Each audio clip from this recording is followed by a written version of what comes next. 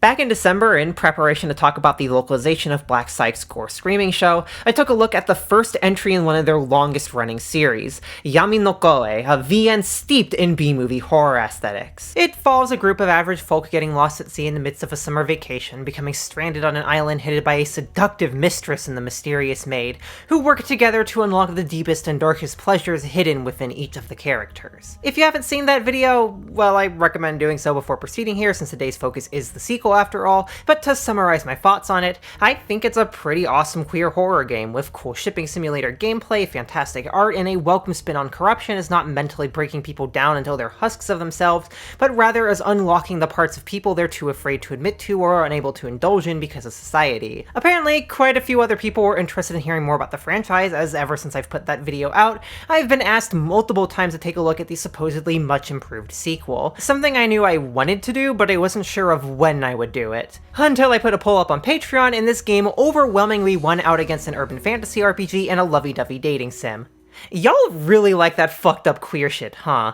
Yami no Koe 2 straddles the line between a meaty expansion pack and a full-blown sequel. While reusing many assets from the original title and a huge chunk of the same gameplay structure, it's clear that scenario writer Mabaroshi Sakuya and director Mikino Yu took a hard look at the original to see what did and didn't work there, building on the former while discarding or reworking the latter. It is, overall, a huge step up from before, retaining and building upon that addictive, bite-sized shipping simulator gameplay that simulates my hyperactive brain, while also being about 100 times more queer, 100 times more weird, and 100 times more brazen about its absurdity in a way that feels welcoming to even the most sexually confused and kinky of people. At the same time though, it still suffers from a lot of the same structural flaws that made the first game difficult to play for a long time, is still sorely lacking in some kinds of materials, and takes a big step back in terms of story and theming, opting to write and die entirely by the quality of its character writing, resulting in an experience that's notably different from before, but I think overall is in a good way. It captivated me the whole time I played it, and like before, managed to get me to laugh, smile, and even ponder a lot about my own attractions in a way that felt,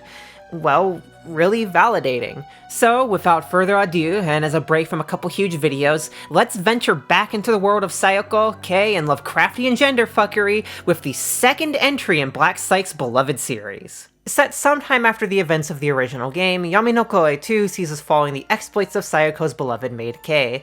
With her success in helping to trap the original cast of 6 in a stowaway in the secluded mansion, she's now been entrusted to spread Sayoko's seedy influence to somewhere far away. A secluded, stuffy private school, with a student body in desperate need of some freedom to express themselves. After being given a few of Sayoko's dark magical tools that can open up the hearts and minds of those afflicted, she ventures off with a forged identity, presenting as a transfer student to the school's principal Maki. While she's initially confused and outraged by Kei's boldness and her very horny agenda, all it takes is a bit of exposure to a magic charm that unveils her deepest desires, and soon the two are in together on the plot, now looking for students and faculty who might need a little nudge in the right direction. This includes the strict discipline committee head Arikawa Sayaka, the gender-confused Koizumi Haruki, the womanizing Kurata Shin, the reclusive piano player Murase Marie, the peppy bookworm Nomura Asuka, the jock-o no Takeshi, the school nurse Seki Yukie, the feminine Shimizu Hiromi, the socially anxious and docile Suda Momoko, the cruel student council president Takamizawa Yukari, and the kind TA Yamagata Yuzuka, and a group of free school bullies, Tamae, Nozomi, and Kanae. There is, however, someone who seeks to stop all of this supposed madness, a shrine maiden attending the school by the name of Mitamura Shizuka, who finds herself worried at the sudden collapse of the school's morality and principles. With only 20 days and 20 nights to accomplish their goals, it becomes a race against time for Maki and Kei to win over the school before Shizuka finds a way to put a stop to it all, potentially driving the mysterious maid back to the island she calls home. While the original YNK was already quite thin on story, this takes that to a whole new level despite more or less using the exact same structure. A beginning segment, events interspersed throughout the progression following the story's heroic antagonist, character development through events triggered by gameplay, and an ending that closes off the whole tale with a hook for the next entry. The core difference here is that YNK2 discards both of the mystery and much of the horror parts of the original title, with a far more passive antagonist because of it. A big draw of the original game was the transformation of B-movie aesthetics into a setting of weird kinky queer horror, with with the whole group of students and teachers getting lost on a secluded island with a seductive magical mistress thing it had going on. Fittingly for that setting, someone had to be running around solving the mystery of who or what that mistress is while everyone got seduced by her, and that happened to be Nanami, everyone's favorite homophobic Imoto. She was constantly running around asking questions, peeping into rooms, and generally building up a sense of mystique around Sayoko and Kei by feeding the player bits of information about their Lovecraftian powers.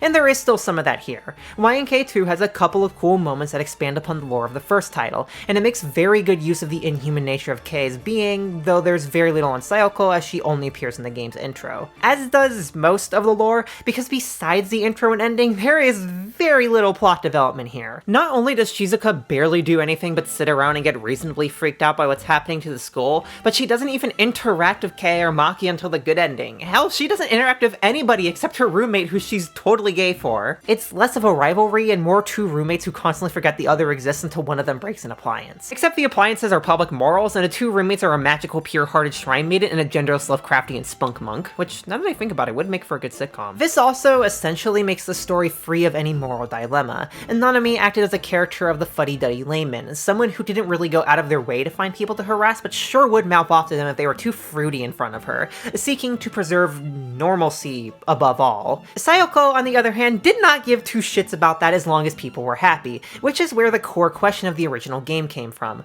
Should the status quo be preserved and people made to fit in, or should people be allowed complete free expression so long as it's harmless, even if it's deemed weird?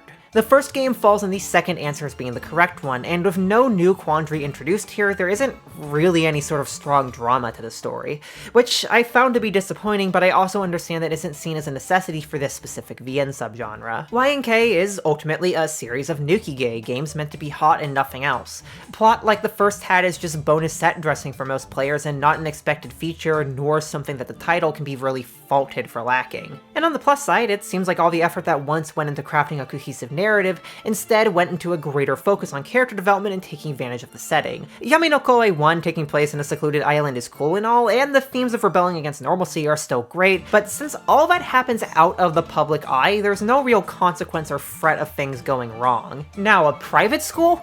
That is spicy, risque, scandalous! There are always great settings for stories, being ripe for everything from political intrigue to spooky mysteries to student drama to budding romances, and there's an innate, silly, rebellious fun in revealing such places of formality, education, and interpersonal drama for the massive mosh pit of horniness that they are, at least according to the stories I've heard over the years from friends. And if nothing else, this game does at least retain what I think is the best aspect of the original's horror, the fear of confronting oneself and one's deepest desires that society forbids and chastises. I really talked about that a lot in my review of the first game because it's pivotal to anything about these titles working, most particularly the characters. While each of them only has a single plot to follow rather than the two branching paths of the original, the total cast was doubled from 6 to 12 to compensate, and each character now has a friend or two with unique scenes and interactions. All that together means the kind of development available to each character is significantly more diversified due to more available ships, and that potential does not go to waste. A lot of the cast has legitimately fun and inventive character arcs that offer unique spins on archetypes you've probably seen a million times by now, like the dominatrix, the shy girl, and the feminine guy, and even the most plain, self-inserty characters like the jock have a unique flavor to them and interact with all the weirder ones in really cool ways. The characters in general also seem like they're a lot more willing to mess around with people who would normally fall outside of their usual zone of attractions. But pretty much everyone in the cast is far more open to anything with few exceptions, and there's a lot more content here that doesn't fall into your run-of-the-mill hetero relations. If I had to pick a favorite out of everybody, it would probably be Haruki, just because I'm a sucker for any sort of decent trans girl rep in media, and I also like girls that use boku. She's cute, she's kinda shy, and her H scenes can be downright adorable and reaffirming, as well as super kinky and rough. It's also a lot of fun to see her stand her ground and reaffirm her identity even when people act transphobic to her, going as far as to plant a seed of doubt in their minds about their bigotry. Honestly, I can't think of a character I dislike to contrast that with. Like, I think Ono is the one I enjoy the least just for feeling close to a blatant male self-insert, but even he has his fun moments and doesn't drag the experience down. Everyone's got some fun and interesting content, or just general general quirkiness. I also gotta give a shout out to Maki and Kei, the former being a surprisingly fun character in her own right and not feeling like a mere replacement for either Kei or Sayako's role in the original game, and Kei absolutely rocks her role as star of the show. She does a great job following in Sayako's footsteps as a meister of kinkiness, opening the eyes of those she seduces to a new world of pleasure while never forcing anyone into anything they don't desire. The actual writing that all of this is shown through is pretty similar to the first game, though of overall improved quality. The character voices feel more defined, interactions are more enjoyable, and there's a solid amount of humor in the way it takes even the most absurd situations seriously. It also follows in the footsteps of the original by having no prose at all, just pure dialogue, which helps in making it a super breezy read. Something I'd be remiss to not mention on the note of writing though, is one other little name attached to this game, and that is Izumi Banya, a name that's already come up on this channel and we're no doubt going to be seeing a ton of in the future, given that I've been sold on him many times as a very feminist writer, and that he has an output that is prolific, to say the least.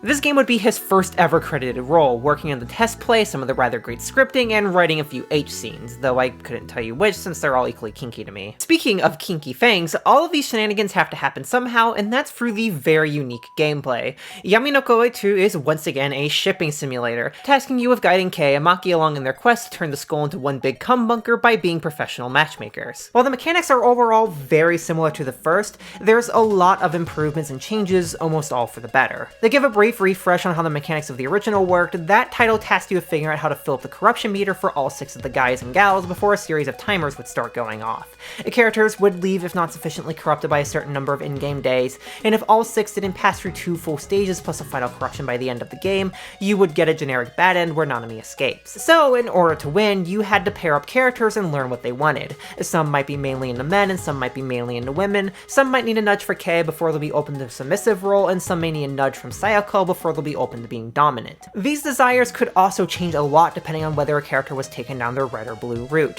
which represent different aspects of their desires. One side could be the cutest cat girl you ever meet, and the other could be a dominatrix. And on top of all this, you had a limited amount of energy to expend each day, requiring some planning in who you corrupted and when in order to maximize efficiency. It was a simple but fun system, one that encouraged you to replay the title over and over until you learned the mechanics in and out and got your fill of the whole thing. Which, for me, was about 4.5 hours without 100%ing the game, because attempting that really reveals the tedium that hides within its structure. After a certain point, I found it devolved into throwing everything at the wall until I got what I was trying to find, and while I did occasionally think to myself that I could have gotten a certain pairing or corruption path to work if I had fought a bit more, most of the time I was just looking at my screen and going, really? While Yami no Koe 2 doesn't entirely fix this tedium as I'll get into, it does improve it and make some huge changes. For starters, like I mentioned before, the 2 paths gimmick is gone, and the archetypes they would have represented are broken off into wholly distinct characters, making for a total of 12. Technically 14 if you count the group of free bullies as separate characters, but the game doesn't, and I think it's more fun to think of them like fungi of an interconnected neural network in one shared brain cell. Beyond just meaning that there's way more potential for shipping, it also solves the very annoying problem of accidentally advancing one path when you wanted to advance another, as well as the trial and error of trying to get on a specific path at all. Because now if you want a femboy, you can just send someone off to corrupt the femboy instead of trying to deal with the combination femboy and trans girl. And secondly, this game now has elements of exploration. Since neither Kei nor Maki know exactly who would make good candidates for corruption, the 2 of them need to go around the premises to find students and faculty alike to release from the confines of normalcy. This is done by assigning either of them to a location marker on a map, with characters appearing once specific circumstances have been met. Sometimes this is as simple as going to a place, but at its most complex, it can involve needing to have a specific character, or a certain amount of them, revealed beforehand. I've seen criticism of this as adding unnecessary steps to the game, and while I do get that, I think it actually benefits the pacing in the long run. It reduces the amount of dead air and gives you more things to think about. Runs can start out differently with different characters first, and at times where you may not really have a use for Kei or Maki at a specific moment, you can send them off on a little adventure for the night to find someone. And that certain someone might just be another character's buddy. No one comes alone here, with everything from fellow classmates to teachers being taken on as partners in crime, utilizing their more intimate knowledge of the school's inhabitants than either of the corruption queens have. While sometimes these characters have little to them and are just an easy way to get half of a corruption meter filled up, sometimes they'll get their own CGs or add further depth to the story of their buddy-up characters. It's a neat gimmick and one that adds a lot of replayability since you're bound to miss at least a few of them on your first playthrough unless you're really experimenting and abusing saves and loads. That does become necessary later on when you're trying trying to aim for a good ending or see everything the game has to offer, but I do recommend trying to Iron Man your first playthrough. However, by far the most substantial change, and the one that improves this game tenfold, is how simplified the corruption mechanic is. In the original game, you would need to fill a character's bar up 3 times in order to have them completed, so to speak. Once to reach the first stage, again to reach the second stage, and one last time to complete them and get the good ending. There would also be different content in the base first and second stages, which could be very annoying to find all of, especially when some characters would only respond to specific stages in their own specific stages. Here, however, you only need to clear a bar 1 time, with the second time completing them, and there's only unique content for the base and corrupted stages, which makes it much easier to manage. It makes playing the game for content less daunting and more so exciting, as you feel like you have to control for far fewer factors while still getting plenty of the good stuff. However, as much as all that adds together to make Yami no Koe 2 a far more enjoyable and more varied game than its predecessor, it is far from perfect or completely free from bullshit adventure game logic. Particularly, steps 4 and the requirements of corruption can be just as arcane as they were before, as something that Japanese user reviews regularly criticize. Sometimes you get things like characters whose progression slows to a crawl with no clear path forward, pairings that feel like they should work but don't, or characters like Marie who require a specific event to trigger before they're corruptible that I could not for the life of me figure out without using a walkthrough, and I fucking tried. There's more than a few parts in the game like this, that while not affecting your ability to get a good ending, do make trying to see all of the content present a headache at times. My best advice is to keep a walkthrough handy after your first run, something Black Psych eventually seemed to realize, as the AQ Daraku box set that I have here comes with a bonus guide and material CD. There's also the matter of how much effort it takes to 100% the game. I got almost all of the CGs in 8.5 hours playtime, but my gallery mode is still missing a lot of scenes, most of which are just minor interactions that require tediously bashing characters at each other until some new lines of dialogue pop up, which really grinds the pacing to a halt. Now, is that worth it? I mean, I guess maybe if you're a hardcore completionist, it only takes about 20 hours according to Edo Gamescape, but I felt like I got everything I wanted out of the game a couple runs before I quit with 8.5 hours playtime, with interesting content slowing to a drip feed around the 6 hours mark. That doesn't mean I didn't enjoy those last runs, because this game is a legitimately great time, but it did start to become tedious to the point I wanted to break and not hurt my strong fondness for the title. To get back to the positives though, Segs! It's pretty cool, and this game sure has a lot of it, being that its entire purpose is to be erotic in ways both orthodox and unconventional, with the content running multiple whole spectrums, from hardcore waxplay BDSM to mutual meat massaging, from gals being pals to dudes with gender fuck messes, from hetero lovemaking to rough group play, from male dom to femdom. It's all here, it's often very queer, and it rocks! Everything from the delightfully absurd and indulgent to the more plain and typical is a blast. And like I said before, there's just something special about all this depravity happening in a stuffy, rich person's private school,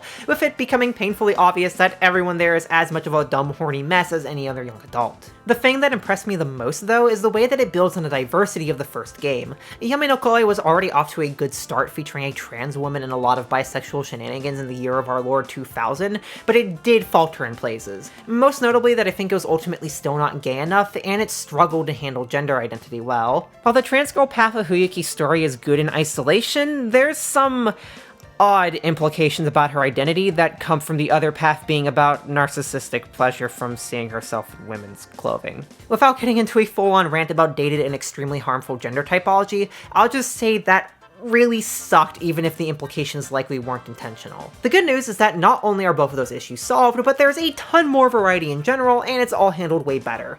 For one, the trans woman here is just straight up trans. No dual path stuff, no crap about narcissism. Haruki just wants to have a girl's body that she's happy with, gets magic SRS, and spends the rest of the game a happier person who has a good time being reaffirmed by the rest of the cast. I also feel like I need to mention that Haruki is Fuyuki's cousin, so I guess being trans runs in the family? To replace the now missing femboy archetype, Hiromi ends up taking on that role.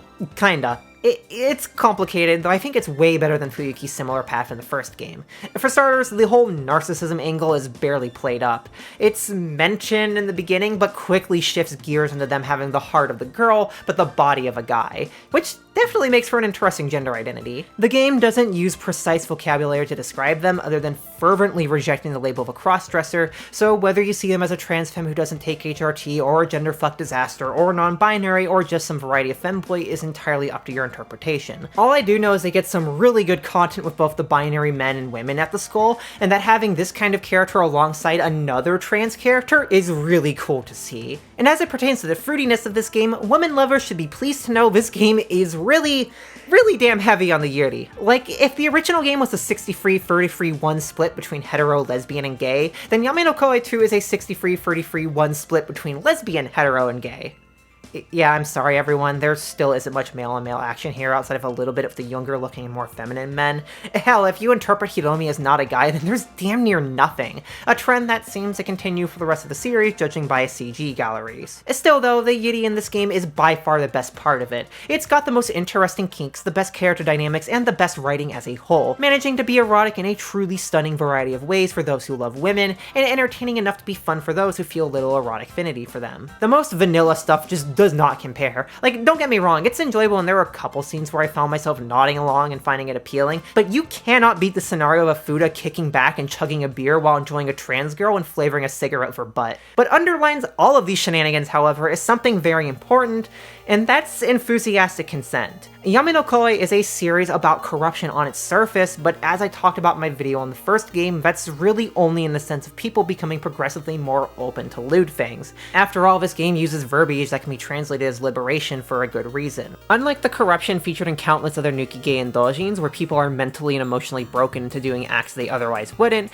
corruption here is really just being given a safe space to do what one desires most, with a word of God guarantee that everyone involved will come out safe and without hurt. Maki and Kei have the occult superpowers needed to be able to read in people's mind and basically guarantee their trademarked and patented super turbo consent, where, thankfully aside from age, since all characters are presumed to be 18 or older regardless of school year by nature of ratings agency rules, all legal, social, emotional, financial, and other boundaries that complicate sexual relations no longer matter. Consent here isn't just a sketchy verbal yes, but rather a deep and magically guaranteed consent where both people, from the bottom of their hearts, want the interaction and will be mentally, physically, emotionally, and every other kind of okay afterwards. Hell, the game actually touches on this specifically when a fat ugly bastard steals one of Kei's magical artifacts and uses it not to give other people mutual pleasure, but for his own twisted desire to turn women into his property. Once she finds out about this, she pulls a serious girl boss move and beheads the man before ordering Maki around a bit to keep on with business as usual. If I may use Zoomer lingo for a second, Yami no Koe 1 and 2 are about how being normal and bigoted is lame and being cringe is in fact actually not at all cringe, but is in fact very freeing and cringe is stupid. And I think that subplot, besides just being a funny unlockable story to spice up your second playthrough, really reaffirms Sakuyo's intentions with their writing.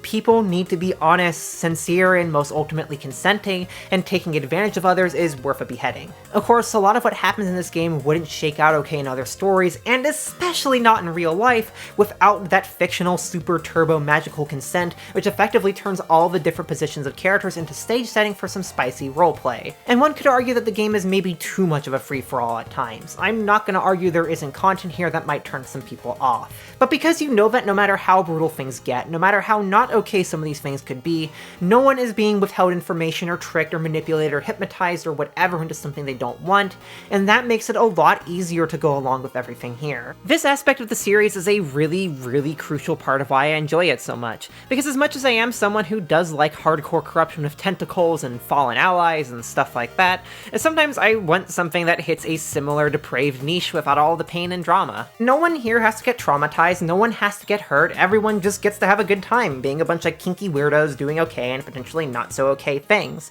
all with insurance that no one is going to get hurt thanks to the laws of this fictional universe. It helps too that this game is so brazen and earnest, as just like the original, there is no kink shaming here, at least none that's represented positively. That completes shamelessness and even the most absurd things as long as they're not causing harm, and the sheer variety as compared to the original, I think is why this game sticks so strongly with me. Rather than shy away from the messiness of sexual attractions and gender identities, it wholly embraces it and creates a canonical safe space for everyone involved where no one can get hurt. Anything and everything is explored and no judgment is cast no matter how much or how little one understands their own identity. And that is what I want to touch on the most thematically with this game. But before I do that, I want to give a thank you to the patrons and other donators who make videos like these possible, and shout out cool people who I think you'll probably enjoy.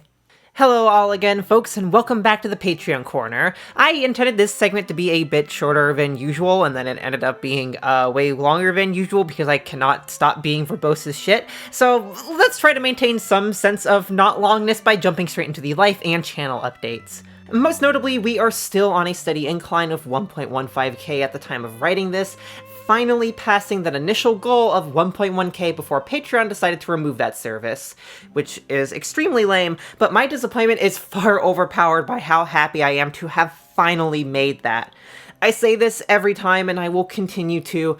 Thank you all so much for this. Not just being at the point of having a stable living, but being past it, actually breaking past the poverty barrier if this continues is something I never thought I'd accomplish on this channel, and it makes me incredibly happy knowing that people love this stuff so much and that I'll be safe for as far as I can see.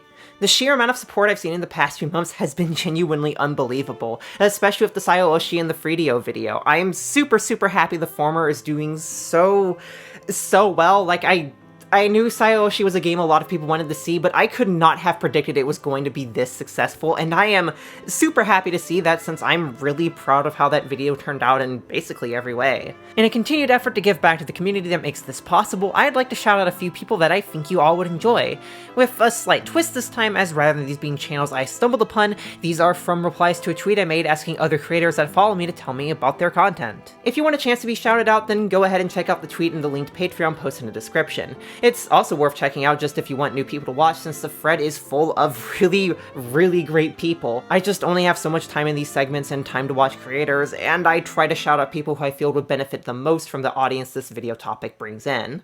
So let's get started. The first I want to shout out is Coffee Cakes, a pretty cool dude who makes videos on a whole ton of niche and fun anime topics. The first time I watched him was back in 2022 with his Ouran Host Club video, which actually garnered a solid audience and with good reason. It's a very excellent look at a show that seemed to be all over late 2000s anime culture, one that gives praise where due and criticism where very much due. His latest video, however, on a Britney Spears anime music video, hasn't gotten as many views, and that is a damned shame, because it's an expertly edited and scripted look at an extremely niche topic that I forgot about, but goddamn am I glad I know about it again. I highly recommend checking this one out if you have the time alongside the rest of his work, because it's all great. The second creator I'd like to shout out is smudgebap, another trans content creator who just put out her first big video focusing on the original Kingdom Hearts. It's both a very good look at a classic title and a genuinely great exploration of other things through it, most strikingly to me pondering on the way we conceptualize the quality of games and criticize them. Her editing is great, her way of weaving research in with opinions and general narration is great, and her voice is really calming to listen to. Give her stuff a watch if you can, it's a great time. Even her edited down VODs are fun, and I normally don't watch that sort of stuff. Lastly, before wrapping stuff up here, and hopefully those people in your watch later list are queued up in another tab for after this video, there is one Patreon Q&A to answer this month, and it comes from M. Suspiriorum. I'm sorry if I mispronounced that. They asked, is there a possibility of a deep dive into the Saturn's unique library in Japan, especially considering the lax content restrictions in regards to edoge and the like? This is something I actually thought about during the production of my Freedio video, which is brought up in another part of this comment, and it's definitely something I'd like to consider for the future. At the very least, I do want to talk about the adult side of the Saturn's library, since I feel it's very under-addressed and it's at just the right size to make for a good video, but not so overwhelmingly large like the rest of the Saturn's Japanese library. Like, I've loved this system, I have loved it since I was like 14 or something, and in that time, I have been exposed to so many games on the Saturn that could have whole 10-hour retrospectives on their own. It would be very hard to do a very broad video on the Saturn's JP library. And plus, 4 High Heels did a good video on some Japanese Saturn games, so I'm not sure how much else I could say without hyper-focusing like that. And with that, we're pretty much wrapped up here. I would like to once again thank you everyone who donates to the show, all the cool names who've been scrolling on the screen, and if you too would like to ask me questions, see videos uncensored, participate in Q&As, and other cool things, then consider donating to my Patreon. The minimum for everything is whatever the minimum is in your currency on the site, and if you'd rather just drop a one-time donation, then I've got a Ko-fi as well. Or heck, if you don't want to donate at all, that's okay too. Just watching, commenting, sharing, liking, and all that other good stuff helps me out a ton.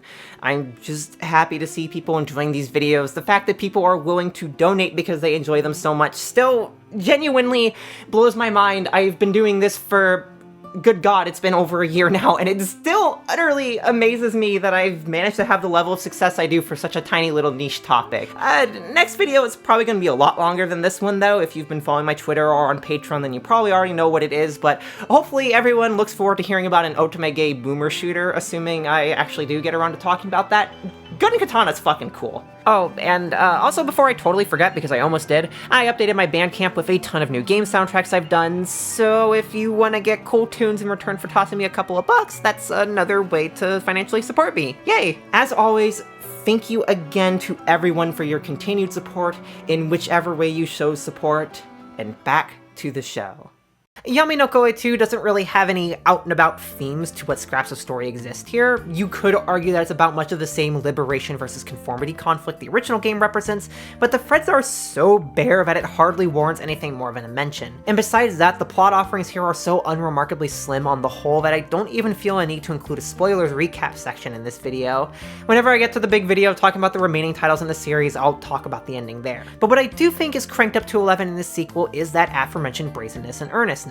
Sure, a lot of Nukige have no qualms about what they are. After all, the whole genre is about giving the consumer something that appeals to the particular senses, no matter how vanilla or demented that might be. But Yami no Koe is special for using its premise to cast a net so broad that damn near everyone will find something to enjoy, while simultaneously saying that all of it is cool and fun and happened with super turbo consent, trademark of K Enterprises. There's a place for this sort of broad general acceptance and appreciation for how messy and weird human sexuality is, and how much it can be in flux too as people's desires change the more they learn about themselves and the more freed they are of societal shame and criticism for harmless preferences. Despite being someone who consumes a potentially unhealthy amount of adult content every month for their job, understanding and accepting the complexities of my own sexual identity is something that I've really struggled with. A mixture of growing up homeschooled and being in an online relationship when I was 14 with very serious abuse and power and age gap problems meant I didn't see anyone in person during my most formative years all the way until I was 20. So over the course of these last few years of my adult life, I've had to go through a lot of hard and exhausting introspective work,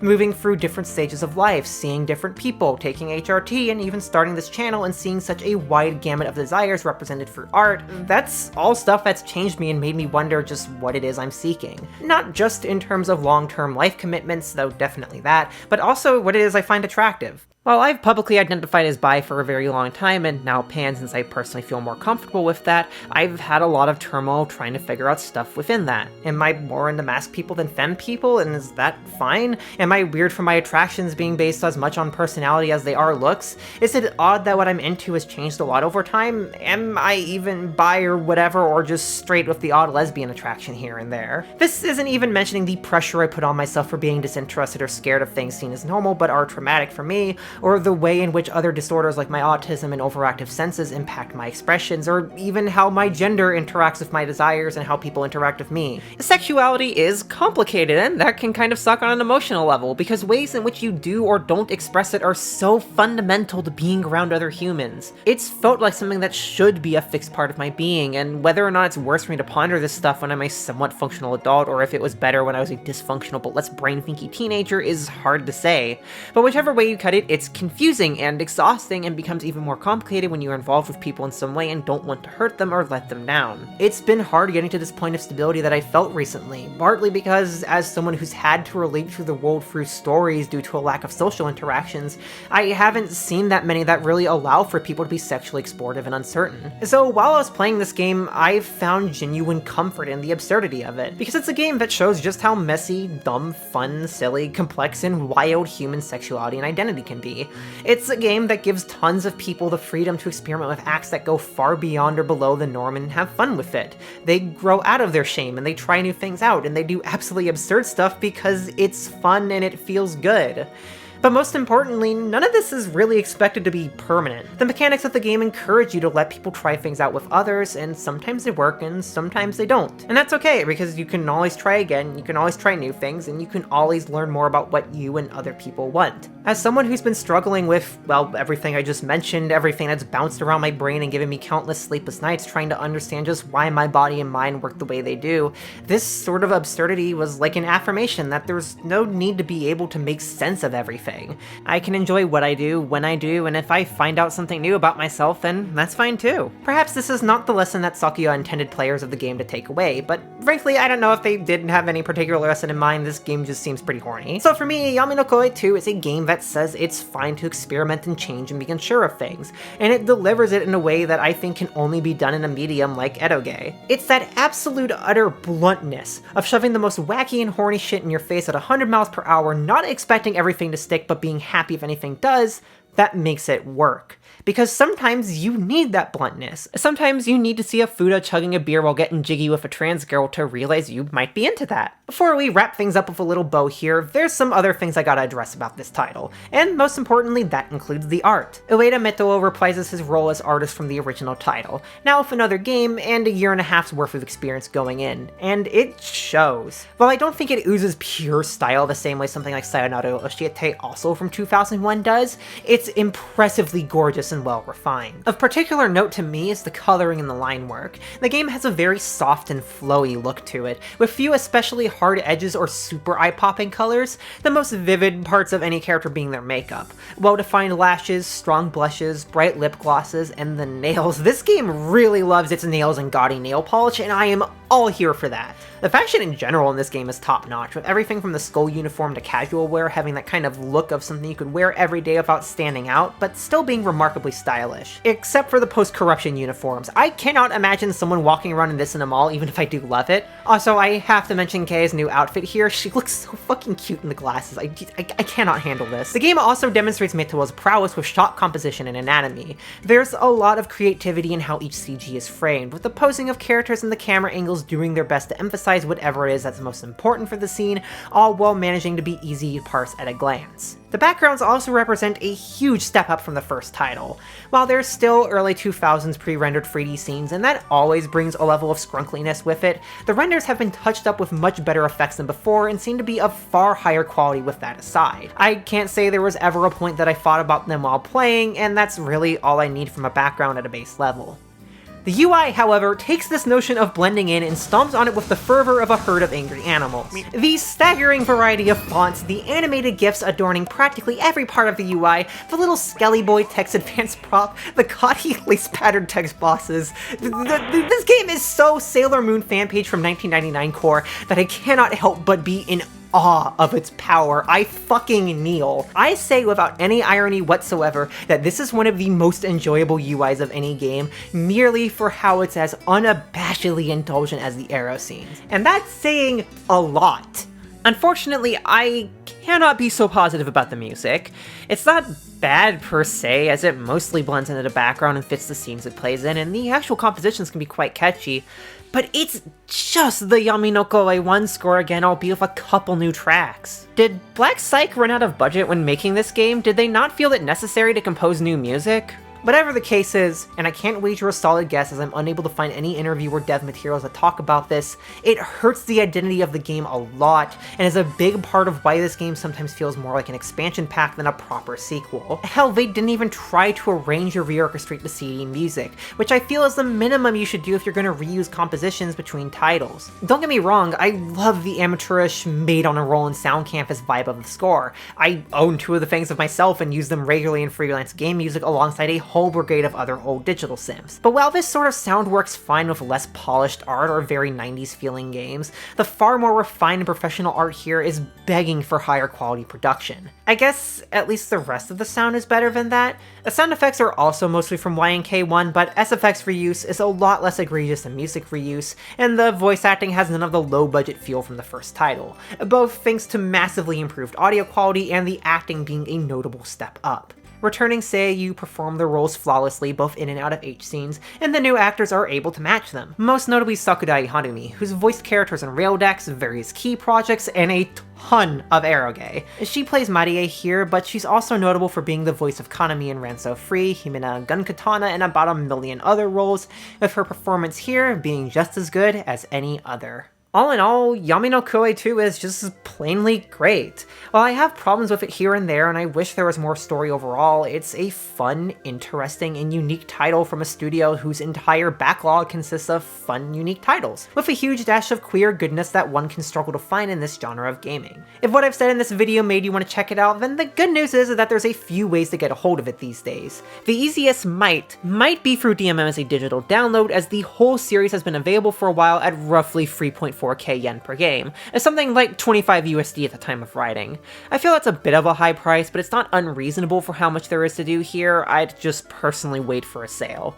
The more pressing issue is that you have to use PayPal as a payment processor to buy points, since they've stopped accepting direct foreign and Visa MasterCard transactions for a while now because we're all stuck in a Puritan anti-sex hell world right now. I've also found the site to be painfully slow and unreliable when accessed from a US IP, so use a VPN and buy at your own risk, assuming you can by the time you watch this. A much more reliable way to get a hold of the games is to purchase them through a Japanese secondhand store such as Mandarake, with or without a proxy service. You can find them at anywhere from 400 to 1,000 yen each depending on the shop and title, with this particular one being on the cheaper side of things for specific releases. Personally, I sprung for the AQ Daraku box set, which has all the games besides Sayoko and Ibunroku, and tons of extra goodies, including postcards your parents are sure to love. The only unfortunate part about acquiring this game is that if you don't know Japanese, there is no way to experience it in English, or any other language for that matter. Despite, or perhaps because of the very learner-friendly and simple Japanese, not a single entry in this series has ever been translated to another language. It strikes me as odd since these seem to be fairly popular titles and they got a lot of niche appeal, but I guess not enough or not in the right circles. Still though, I really enjoyed this game. It's one of the few titles I've seen that really embraces how nonsensical and fun human attraction can be. Far more so than the original, which was already a wacky title. All the absurd shenanigans and nonsensical hijinks here feel like a blunt reminder that there isn't anything wrong with however you choose to feel good, even if you're nervous or confused about what it is you like. What might seem boring to one person might be right up the alley of another. What could be embarrassing at first might be a ton of fun if you let go of your fears of being judged. All that matters in the end is that everyone consents, has fun, and comes out fulfilled and happy. And I think that's a pretty cool lesson to take away.